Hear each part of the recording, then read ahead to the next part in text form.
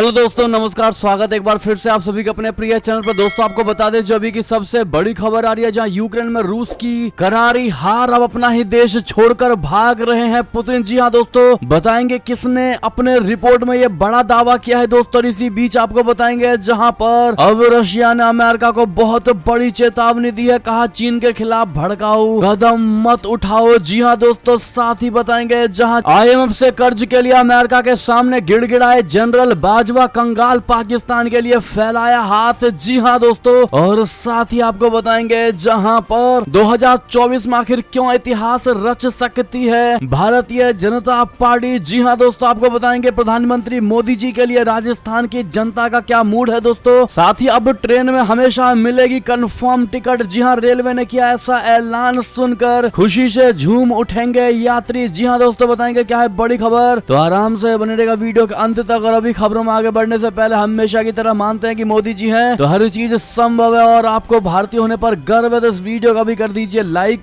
Channel को कर दीजिए सब्सक्राइब, बेल आइकन दबाइए, साथ ही कमेंट बॉक्स में लिख दीजिएगा जय हिंद। जी हाँ दोस्तों, तो चलते हैं पहली और सबसे बड़ी खबर की तरफ, जहां यूक्रेन में रूस की करारी हार, अब अपना ही देश छोड़कर भाग रहे पुतिन। रिपोर्ट में हुआ है बहुत बड़ा दावा। जी हाँ, क्रेमलिन के अंदर से आने का दावा करने वाले एक टेलीग्राम चैनल के अनुसार रूस के राष्ट्रपति व्लादिमीर पुतिन और उनके दोस्त यूक्रेन में हारने पर रशिया से भागने की तैयारी कर रहे हैं दोस्तों। डेली मेल की रिपोर्ट में कहा गया है कि डोनबास के आक्रामक रुख के साथ यूक्रेन खेरसान पर फिर से कब्जा करने की तैयारी कर रहा है। जी हाँ, पिछले हफ्ते जनरल SVR चैनल ने बताया कि 69 वर्षीय पुतिन को रात भर दिक्कतों का सामना करना पड़ा। डॉक्टरों के साथ वो बिस्तर पर लगभग 3 घंटे तक रहे। उस रिपोर्ट के बाद वे दावा करते हैं कि पुतिन खुद और उनके दल रशिया से भागने की योजना तैयार कर रहे हैं। जी हाँ, ऐसा माना जा रहा है कि पुतिन और उनके परिवार को रशिया से बाहर ले जाने वाला कोई भी विमान सीरिया, जो कि निकटतम मित्र राष्ट्र है दोस्तों, वहां लेकर जाएगा। हालांकि रशिया से सीरिया के लिए भी किसी भी उड़ान को नाटो के सदस्य तुर्की के हवाई क्षेत्र से उड़ान भरेंगे। हालांकि मीडिया आउटलेट ने बताया कि तुर्की के गद्दावर नेता रेसेप तैयब एर्दोगन पुतिन और उनके परिवार को अपने हवाई क्षेत्र में प्रवेश करने की अनुमति देने से इनकार कर रहे हैं। आपको बता दें कि एर्दोगन और पुतिन के बीच रिश्ते ठीक नहीं हैं। पिछले एक दशक में कई बार दोस्त और दुश्मन रहे हैं दोस्तों। ईरान एक और क्षेत्रीय शक्ति है। जी हाँ दोस्तों, बहुत बड़ी खबर है। ऐसे में इस टेलीग्राम चैनल के दावे को दोस्तों आप लोग किस नजरिए से देखते हैं, अपनी राय सुझाव जरूर दीजिएगा। जी हाँ दोस्तों, क्या पुतिन भागने वालों में से है दोस्तों, बताना मत भूलिएगा। चलते अगली बड़ी खबर की तरफ, जहाँ पर रूस ने अमेरिका को चेतावनी दी है दोस्तों। कहा चीन के खिलाफ भड़काऊ कदम मत उठाओ। जी हाँ दोस्तों, रशिया ने अमेरिका को विनाशकारी कदमों के खिलाफ आगाह किया है दोस्तों। इस तरह के व्यवहार से अंतर्राष्ट्रीय स्तर पर सिर्फ तनाव ही बढ़ेगा। पेस्कोव के बयान से रशिया और चीन के बीच मजबूत रिश्तों पर मुहर लगेगी। ताइवान के मुद्दे पर अमेरिका और चीन के बीच तनाव चरम पर है। चीन ने अमेरिका को आगाह कर दिया है कि अगर ताइवान के मामले में उसने टांग अड़ाने की कोशिश की तो अंजाम बुरा होगा। इन सब के बीच रशिया ने भी अमेरिका को चेतावनी दी है कि यदि वो चीन के खिलाफ कोई भड़काऊ कदम उठाता है तो हालात बिगड़ सकते हैं। आप सभी को बता दें दोस्तों कि रूस ने फरवरी में यूक्रेन पर हमला बोल दिया था, जिसके बाद जहां पश्चिमी देश उसके खिलाफ हो गए हैं तो वहीं चीन ने उसका भरपूर समर्थन किया है। जी हां, शायद यही वजह है कि ताइवान को लेकर तनाव के बीच रूस ने चीन का जोरदार समर्थन करते हुए शुक्रवार को अमेरिका को आगाह किया है कि किसी भी भड़काऊ कदम से हालात बिगड़ सकते हैं। चीन के राष्ट्रपति शी जिनपिंग ने गुरुवार को अमेरिकी राष्ट्रपति जो बाइडेन के साथ फोन पर 3 घंटे तक बात की और उन्हें ताइवान मामले में हस्तक्षेप को लेकर आगाह करते हुए बताया था कि आग से खेलने वाले राख हो जाते हैं। जी हाँ दोस्तों, इस बारे में पूछे जाने पर रूस के राष्ट्रपति कार्यालय क्रेमलिन के प्रवक्ता दिमित्री पेस्कोव ने कहा कि रूस पुरजोर तरीके से चीन की संप्रभुता और क्षेत्रीय अखंडता का समर्थन करता है। पेस्कोव ने कहा कि हमारा मानना है कि किसी भी दूसरे देश को ये अधिकार नहीं है कि वो सबको दुविधा में डाले या कोई भड़काऊ कदम उठाए। उन्होंने अमेरिका को विनाशकारी कदमों के खिलाफ आगाह करते हुए कहा कि ऐसे समय जब दुनिया कई मुद्दों से जूझ रही है, इस तरह के व्यवहार से अंतर्राष्ट्रीय स्तर पर सिर्फ तनाव ही बढ़ेगा। जी हाँ दोस्तों, यानी कि अमेरिका को धमकी देने की कोशिश की गई है दोस्तों रशिया की तरफ से भी कि आप चीन के खिलाफ भड़काऊ कदम ना उठाएं। जी हाँ दोस्तों, ऐसे में आपकी जो भी राय हो दोस्तों कमेंट में बताना मत भूलिएगा और वीडियो को शेयर करना मत भूलिएगा व्हाट्सएप, फेसबुक, ट्विटर पर दोस्तों। और आप सभी से रिक्वेस्ट है वीडियो लाइक कर दीजिए। लीजिएगा अगली खबर की बात करें, जहां पर रशिया ने चाइना का बचाव तो किया दोस्तों और अमेरिका को धमकी भी दी, लेकिन इसी बीच जो बड़ी खबर है, जिनपिंग की धमकियों के बाद ताइवान के नजदीक चीन का युद्धाभ्यास अमेरिका ने भी भेजा अपना एयरक्राफ्ट कैरियर। जी हां दोस्तों, शी जिनपिंग की जो बाइडेन को धमकी देने के बाद अब चीनी सेना एक्शन में आ गई है दोस्तों। चीनी सेना ने ग्वांगडोंग प्रांत के तट से दूर दक्षिण चीन सागर में एक बहुत बड़ा नौसैनिक अभ्यास शुरू कर दिया है। ये नौसैनिक अभ्यास ताइवान से कुछ ही दूर विवादित इलाके में हो रहा है। चीनी सेना ने बताया है कि ये 2 दिवसीय युद्धाभ्यास 29 जुलाई को शुरू हुआ है, जो 30 जुलाई को खत्म होगा, यानी आज के दिन खत्म हो जाएगा। इसमें चीनी सेना की पनडुब्बियां, युद्धपोत और फास्ट अटैक वेसल हिस्सा लेंगे दोस्तों। चीनी नौसेना के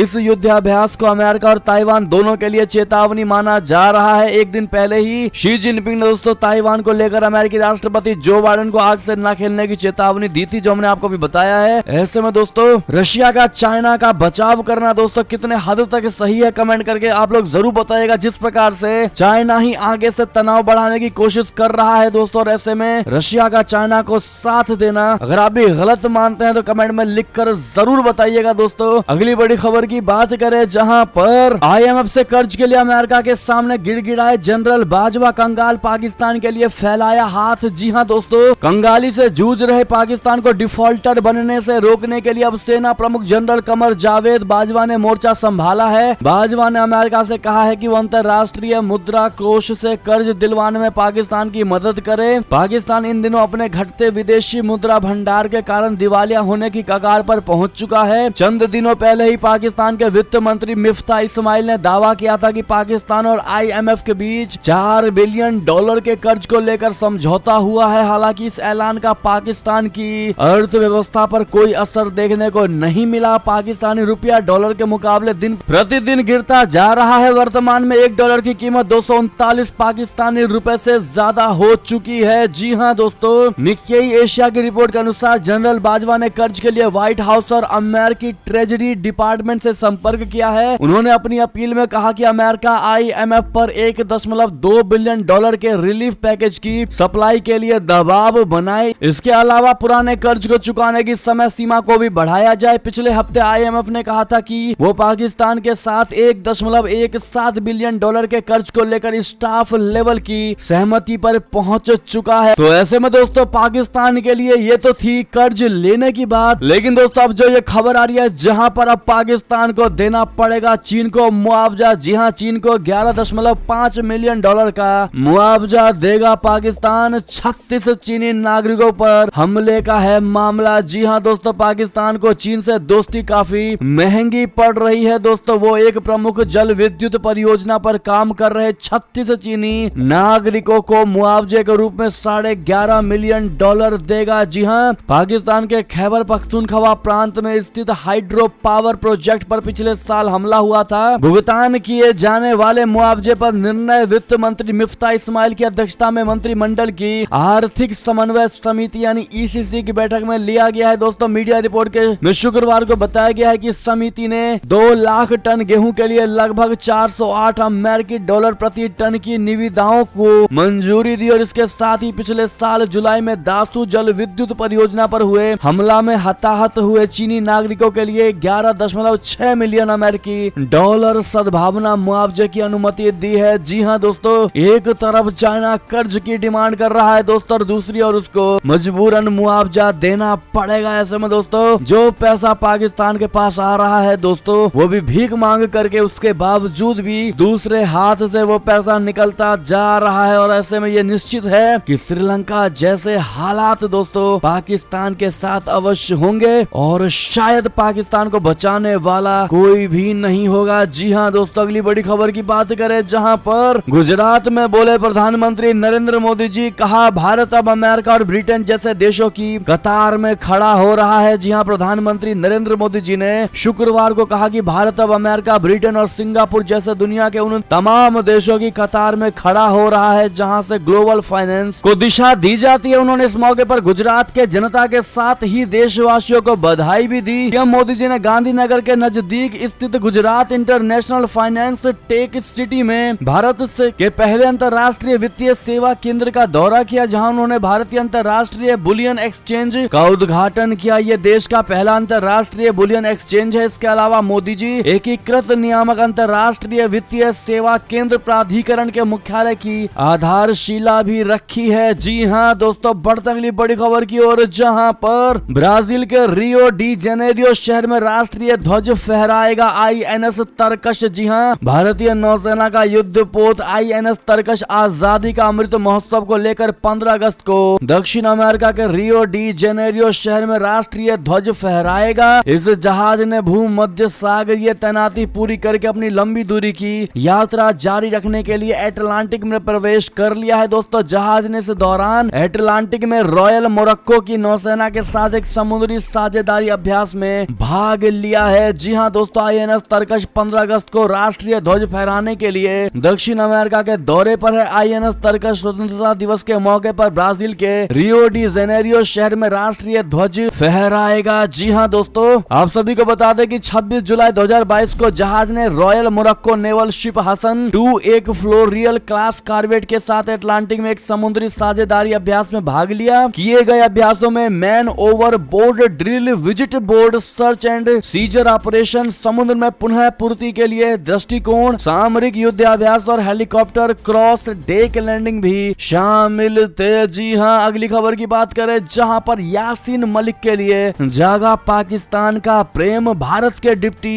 एम्बेसडर को किया तलब। जी हाँ दोस्तों, पाकिस्तान ने शुक्रवार को भारत के डिप्टी एम्बेसडर को विदेश मंत्रालय में तलब किया और कश्मीरी अलगाववादी नेता यासीन मलिक की बिगड़ती स्वास्थ्य स्थिति पर इस्लामाबाद की चिंता व्यक्त करते हुए एक आपत्ति पत्र सौंपा। जी हाँ दोस्तों, दिल्ली की तिहाड़ जेल में बंद यासीन मलिक ने 22 जुलाई को अनिश्चितकालीन भूख हड़ताल शुरू की थी। मलिक चाहता है कि सरकार रुबैया सईद अपहरण मामले की सुनवाई कर रही जम्मू की एक अदालत में उसे भौतिक रूप से पेश होने की इजाजत दे, लेकिन भारत सरकार ने इसकी मंजूरी नहीं दी। मलिक इस मामले में बहुत बड़ा आरोपी है। दोस्तों, जम्मू कश्मीर लिबरेशन फ्रंट के प्रमुख को ब्लड प्रेशर में उतार चढ़ाव के बाद बुधवार को राजधानी दिल्ली के डॉक्टर राम मनोहर लोहिया अस्पताल में भर्ती कराया गया था। विदेश कार्यालय ने एक बयान में कहा कि भारतीय राजनयिक को मलिक को कम से कम 3 दशक पहले हुई घटनाओं के इर्द गिर्द बढ़े गए 2 और फर्जी मामलों में भारतीय अधिकारियों के नवीनतम कदम पर पाकिस्तान की गहरी निराशा के बारे में बताया गया। अगली बड़ी खबर की बात करें दोस्तों, जहां पर भारत को कच्चा तेल देने के लिए मार्केट में उतरे नए खिलाड़ी रशिया के क्रूड पर दे रहे बड़ा ऑफर। जी हां, आज रशिया यूक्रेन युद्ध का 156वां से 157वां दिन है। यूक्रेन पर रूस के हमले की वजह से अमेरिका और यूरोप के देशों ने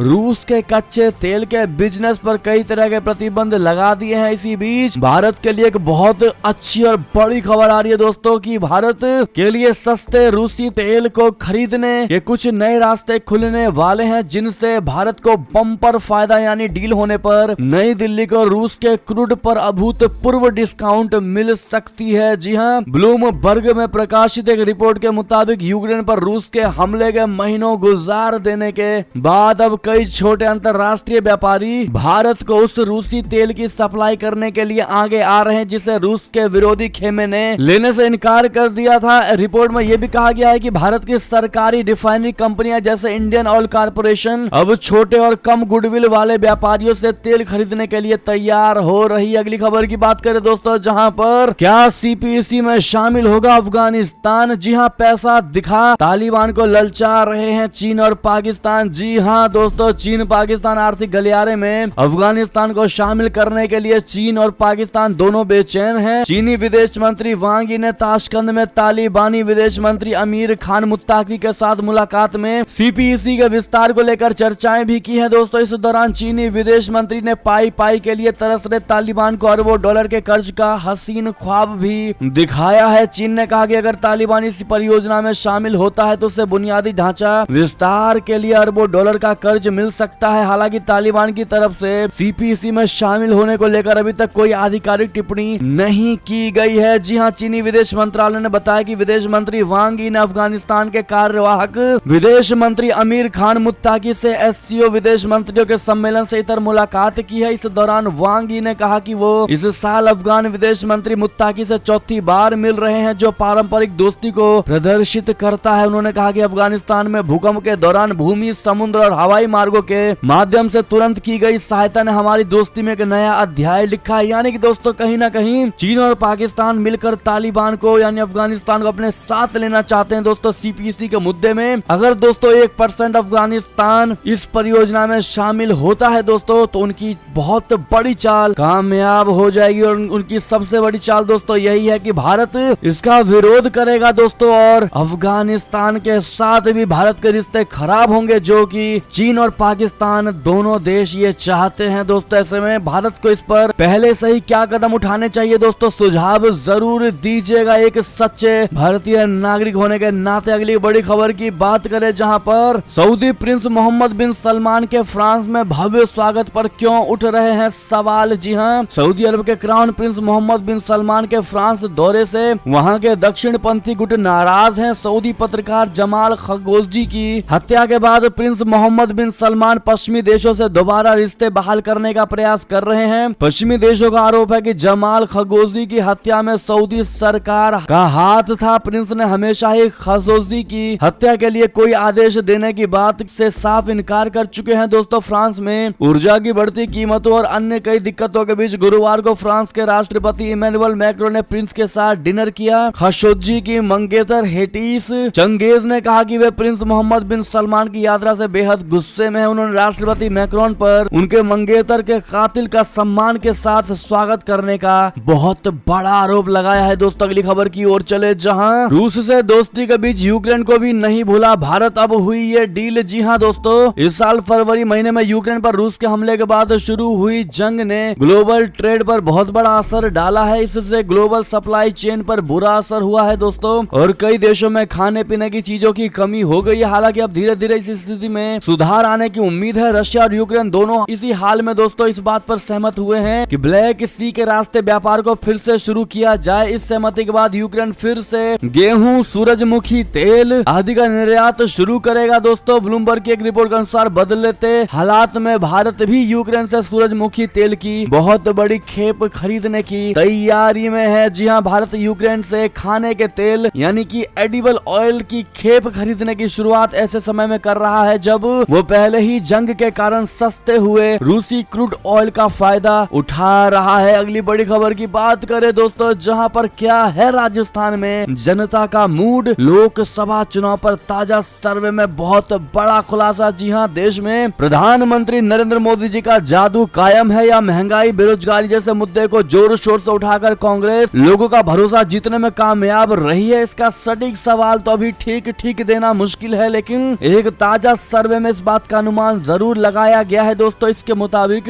देश में अभी भी मोदी की लहर कायम है और लगातार तीसरी बार देश में भाजपा की ही सरकार बन सकती है। जी हां, इंडिया टीवी मेट्राइज सर्वे के मुताबिक यदि आज देश में लोकसभा चुनाव हो जाएं तो देश में एक बार फिर से एनडीए को बहुमत मिल सकता है। सर्वे में अनुमान लगाया गया है कि एनडीए को 362 सीटें मिल सकती हैं, यूपीए को 95 सीटों से संतोष करना पड़ सकता है तो अन्य दलों को 84 सीटें मिल सकती हैं। दलवार देखे तो सर्वे में कहा गया है कि बीजेपी को 326, जेडीयू को 14, शिंदे की शिवसेना को 11 सीटें मिल सकती हैं, अन्य में 11 सीटें जाएंगी। यूपीए को 95 सीटें मिल सकती हैं, लेकिन इसमें कांग्रेस को महज 39 सीटें मिलने का अनुमान लगाया गया है। जी हां दोस्तों, बहुत बड़ी खबर, यानी कि ये सर्वे ने इतना बड़ा खुलासा कर दिया है दोस्तों, जो कि लोकसभा चुनाव से पहले ये खबर काफी ज्यादा वायरल होने वाला है दोस्तों। ऐसे में आप सभी से रिक्वेस्ट, इस वीडियो को अधिक से अधिक शेयर करिएगा दोस्तों, ताकि सबको पता चले कि 2024 की क्या स्थिति होने वाली है इस सर्वे के मुताबिक।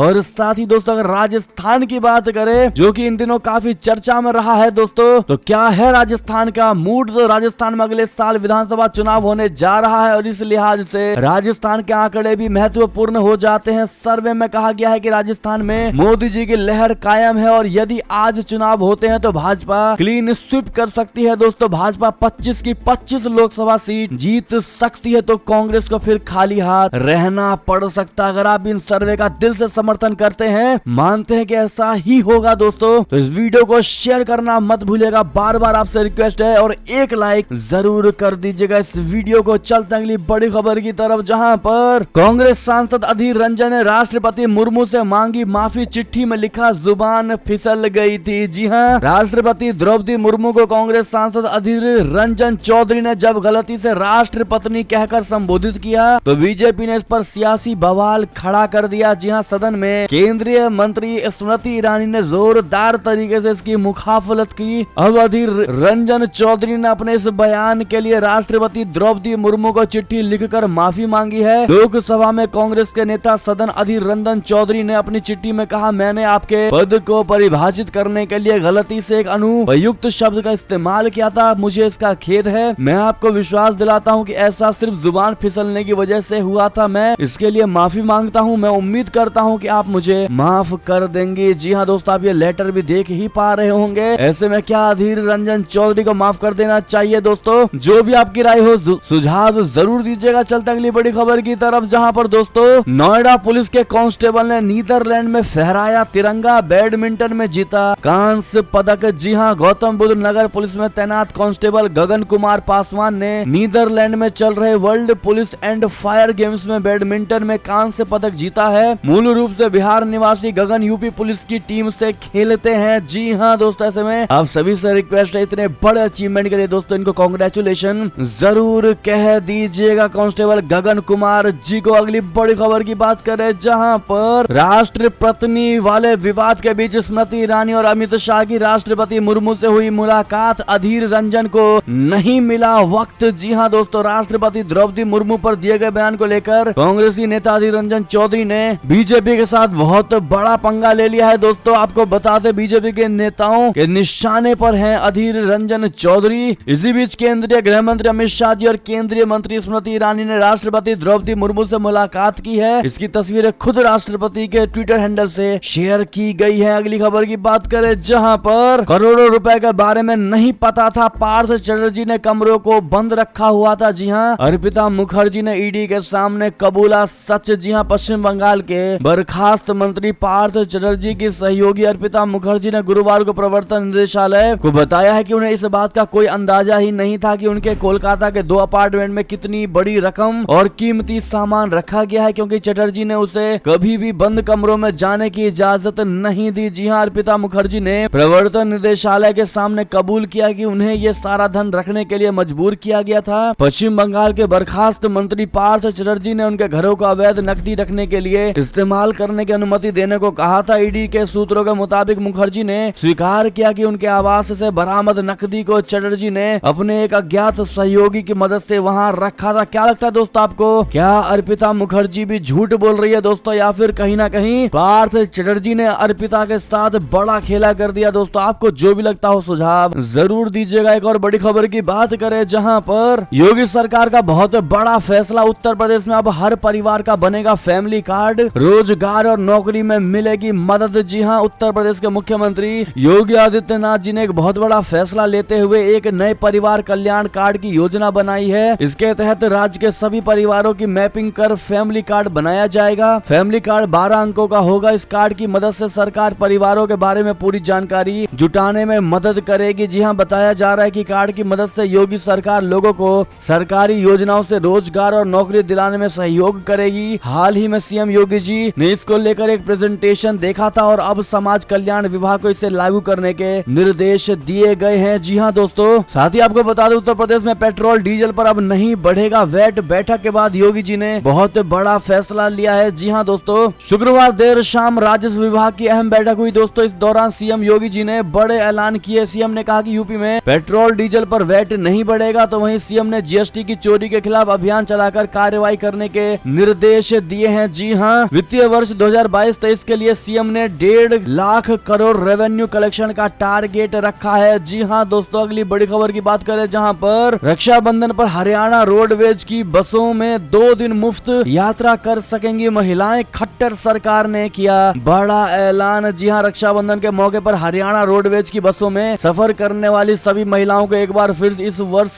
भी 2 दिन मुफ्त यात्रा की सुविधा प्रदान की जाएगी। हरियाणा सरकार की ओर से शुक्रवार को ट्वीट करके इसकी जानकारी दी गई है। साथ ही अब ट्रेन में हमेशा मिलेगी कंफर्म टिकट। रेलवे ने किया ऐसा ऐलान सुनकर खुशी से झूम उठेंगे यात्री। जी हां, रेल यात्रियों के लिए खुशखबरी है। भारतीय रेलवे ने बड़ा फैसला लेते हुए पैसेंजर और मेल एक्सप्रेस ट्रेनों को एक बार फिर से चलाने का आदेश जारी किया है। आपको बता दें कि इस हफ्ते से कोरोना काल में बंद हुई सभी ट्रेनों का संचालन शुरू होगा। इसके तहत करीब 500 बंद पैसेंजर ट्रेनें फिर से शुरू करने के लिए आदेश दिए गए हैं। इसके अलावा करीब 100 मेल मेल एक्सप्रेस ट्रेनें भी पटरी पर दौड़ने लगेंगी। आप सभी को बता दें कोरोना काल में दोस्तों काफी ज्यादा मात्रा में ट्रेनें बंद हुई थी, जिनको अब फिर से चलाया जाएगा। जी हाँ दोस्तों, ऐसे में ट्रेन की संख्या बढ़ते ही दोस्तों टिकटों की अवेलेबिलिटी काफी ज्यादा बढ़ जाएगी। आपको दोस्तों बिना रुकावट जल्दी कंफर्म टिकट भी मिल पाएगा। ऐसे में आपकी जो भी राय हो कमेंट करके सुझाव जरूर दीजिएगा। और इसी बीच ये थी अब तक की सारी बड़ी खबरें। दोस्तों आपको हमारी खबर कैसी लगी, आशा करता हूँ बहुत अच्छी लगी होगी। अगर थोड़ी भी अच्छी लगी है तो इस वीडियो को भी अपने भाई बंधुओं में व्हाट्सएप, फेसबुक, ट्विटर के जरिए पूरे भारत में शेयर करना बिल्कुल मत भूलिएगा दोस्तों। और अभी कर दीजिए इस वीडियो को लाइक, चैनल को कर दीजिए सब्सक्राइब, बेल आइकन दबाइए, साथ ही कमेंट बॉक्स में लिख दीजिएगा जय हिंद जय भारत। तो मिलते हैं आपसे अगली बड़ी खबरों में, तब तक के लिए आप सभी का बहुत बहुत धन्यवाद। जय हिंद जय भारत, जय श्री राम, वंदे मातरम, हर हर महादेव।